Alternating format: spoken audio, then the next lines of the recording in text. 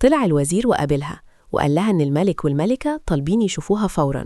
إيلين بدأت تفكر في عذر كويس تقوله لهم علشان تبرر غيابها عن القصر، لكنها اتفاجأت لما شافتهم، لأن أبوها وأمها مش بشريين دلوقتي، بقوا وحوش. الحقيقة إنهم ما كانوش كده زمان، كانوا بشر عاديين بيحكموا المملكة بالعدل.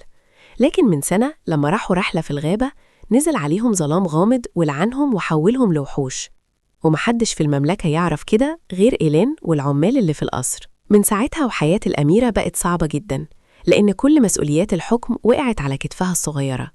بتمضي الأوراق وتراجع الجنود وتحكم في القوانين، كل حاجة كانت المفروض أهلها يعملوها هي اللي بقت تعملها. مش بس كده، دي كمان بتعتني بأهلها الوحوش بنفسها، بتأكلهم، تنظفهم، تغسلهم، وما بتنامش كويس من كتر التعب، وبتنظف كمان الفوضى اللي بيعملوها في القصر. الناس والجنود بقوا متضايقين جدا، لأنهم بقالهم سنة ما شافوش الملك والملكة، فبدأوا يتجمعوا على بوابة القصر وبيطالبوا يشوفوهم.